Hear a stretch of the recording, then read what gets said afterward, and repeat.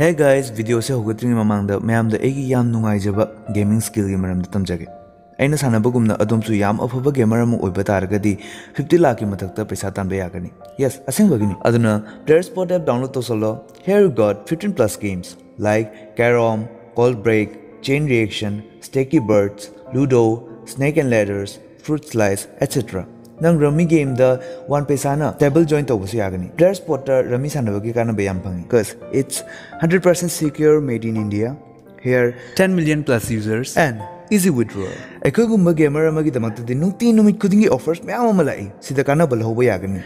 Asikal na egi referral code Plays200 ni. So use toro aduga sign up bonus oina 200 rupees fangani. Asina nang game atiga su sanaba yagani like Sip Fight, Ant-Man, Chess, Housie Quiz, etc. Playerzpot refer and earn program dagi nangi friends sing to invite toro aduga moina amurak sanaba da nangi 2% winnings fangani. So nangi 50 lakh to atopa nang ngamdringi mamang nang na hanangam thoro.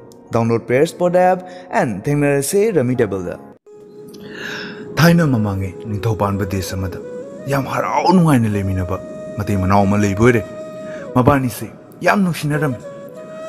Nuti numit kudingi mabani se khana chenaba. Amate yaudungi yam nungai na leminari. Adugo nomadi nupi se miro lay. Ado miro lakpadagi ma se angang nupi macha ma po boire. Asida angang nupi macha se po aga angang sina kappo hole. Kappe. Angang se kappe sathi na kappe. Kuthi ang mana kappe se. Ado angang sina kaplak pasida. Mama sina wow boy kay boy taning mandana angang nang sijakro he na mietpa asida mietpa siga mapa sina hey bem niya adum na taw kanu ibem ni nangina chani ne ibem ni nangina chani ne adum na taw kanu ana mapa sina he khaiba asida mama na tamo ai kappa se am taning de tamo ai satina taning de ai na kong se chai Ayam ware, hai raga mana matom tu tidak leh tu siapa. Aduh tu mapa sini, ibem ni. Nang nuai na boy ni. Ayah hai terus nak muda angang puisian. Aduh nang nanti puksi anak hai raga nang puksi orang angang tu hatu ke tahu raga. Aduh ay kuara nang tu sih tu gimana? Angang dia itu nggak kemai jual tu no. Hare atu ti ai nupia tongbi ama thiragani yana mapana nupia tongbi ama ka purai tamo nang chatrabo pisak tombiya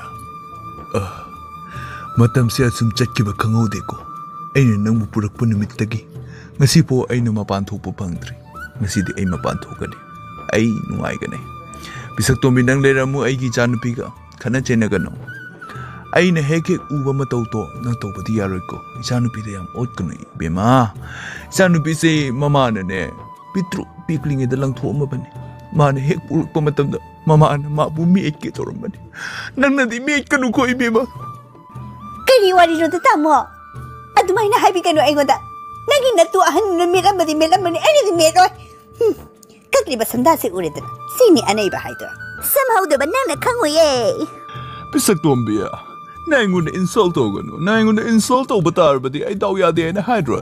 Naingun insult. Insult Curry. Insult. Yeah. Insult ogano. Yeah, you got it right. Kind of. Okay.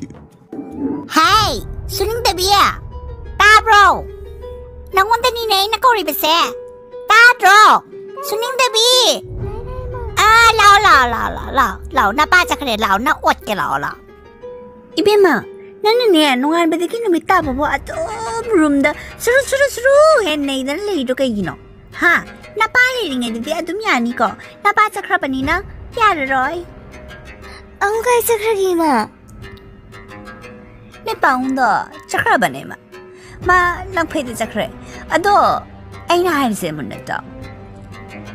Kaya nahaisiboy ma tuan. Paung do masibaw di, amok po ma. Ay mo naharim na natit pa yaw rin eh. Pero sakra di kayo tawro ni. Hey, sa TV ya! Nang nasagto ka niya. Pilit ako yun, hindi. Tabang surat siya. Yam hinsala no. Yam na ne. Nung si pagkasara no. Nang pabong do. Ay nihin na nung si. Pabong! May pabong! Ibe ma. Ay niya ko. Nagi awang ko niya. Ini to. Ato ka niya.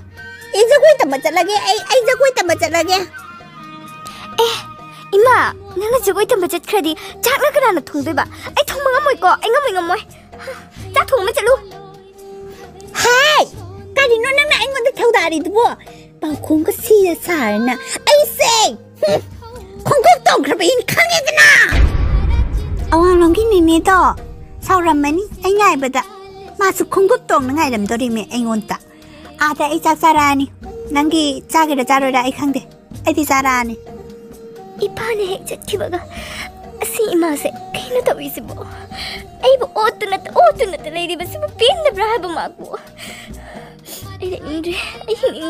Next day. Hey, Bema swimming baby, chalo cho. Nangi ngasi thapakti ne. Noi ki ne, nani thoi bi chawi de ne chala ka ne nang ne. Leiri ba lang punamak puraga lakata bani. Adu ka yum de ne. Aina phi sari ba se. Siga ne jongkham da hap chala ka ne. Nana punamak sagata bani. Adu ka ne. Phi punama ne. Sabalo ra ka ne. Nana punamak sek ka bani. Ima अतुदी हेनमनरो इमा चचचटपा पुसुपुरकपा इमा पुनमक तौगे सेटपदुतदि हाइबिरकनो इमा हाइंगमो इमा अदुम जामा फिदै सेटपंगमोय ए करिगि ngमोइदबा आई खंगिने इबेमा नातै जाने साद्रबिना मया ममानना सेटपदु इकाइजदि मिने हा सेटकदबनि आइदि येगे इमा खांना करिगिनो न जादो पिरिबसि इमा खांगी नेट्रो ममांग दाइना साबदो इमा इबे मानना ने उदा चफन की बदो ऐसे नंगोदा रिवेंज लोगनी कइगिनो हाबदे ननि थै विचारदा आइना कोइ बचत बदने आइना फमु बुकांदा अखो बदगी नोंजगली थोरे न मैं बुला में नोनगरी में आइना खाइना अदुनी अबा आइना तबाना चोपदा तोला कनै मा इबे मा चिंग पुरगे ने फौसिंग यादि हाबदो मत तौगदौरिमी आइना ने आइना तौखिबदो नंगोदा सि तौनी आई खंगी Lang nong jan thoye ba ai kani lang so ho aho ba de thon ni ne ima Oja mai ba nang si am na hayana tari bo yam hayana tari atuni ne nang wa ta ki ne khulai ma thau dai na pot to pi ro Ibe ma ai se phagi ya ba ne te ko ai na pai ri ba khulai se sao khre ai sẽ xăm na ra ba ta na khulai boy ni ado ai na tàu ra ka di na pak cheng nang na tàu ra ka di ne lem janai ngai le te he ro oja mai ba yum da ma pa su le ho de ai tauge ai ngon de ne khulai du ta sino khulai du ta ma thau dai nang ni no pa le ho te hai pa asi ta nang na advanced things lo ni ne chama anh de kitam English to anh de kitam ngam hater ngang no advantage haiba I am is very dangerous in English nang na English ta dangerous oi di mai na ai so khulai de am na dangerous oi oja mai ba sinaro khulai do sinaro paisere ke khulai do nang na pam ni ba se karama khulai no nang na pam ni ba se hat pa kira Jabada hapagira, ngauhibagira, karamro. Oja mai ba, aito kayon ni, ay napam di ba si kayon bagi mantrani. Ato oja mai ba na hamu haba nang ne, kayo bata kayon ba do, ato mai na iso kayo lalo. Is, dudi kauri hey, ay kauri, ay nangwanda updated version lo pira kay nangwanda. Bibiro. Nang nakay olaga, mi jaro lao. Ay na kay olaga mi jagni na kay olaga mi jarulaw ay na kay olaga mi jagni at kay olo ay sa kay olo is sidilay hey kay jarulaw mi jarulaw tani ay do riba nete hey karino muna tao nang na kay olaga ay na kay no he konda maka Hey, suning baby, tholo lao, ai cái nó gì hình tholo lao, kari, game sana ba?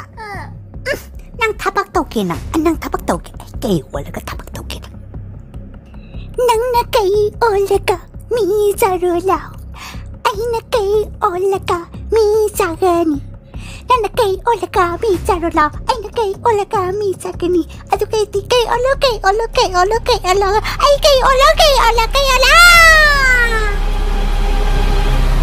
Hey. Kay no ay nasigalera mis.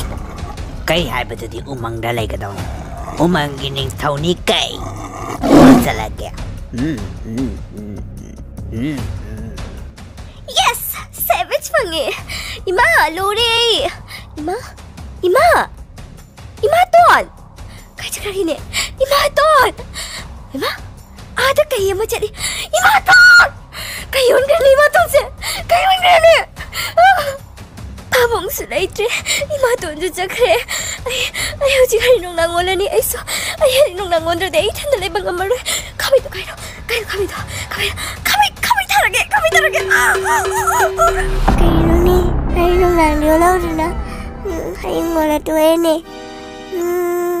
Paya ke doi di, amang sang noin jang again.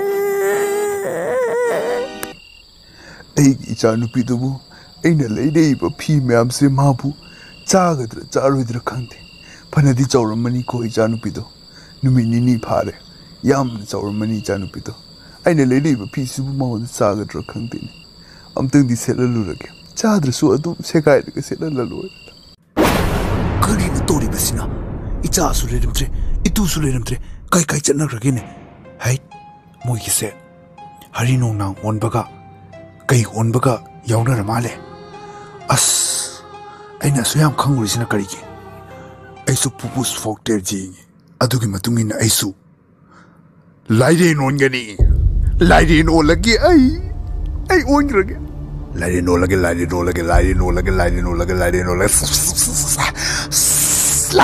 lagi as aino umang de chata de nasi de lere mise umang de chalage as ma'am video से कमाई तो ये है वो दो comment है भी रमो अदुगा like share का लोइना ना सब्सक्राइब तो बुद्धि का भी याद देखो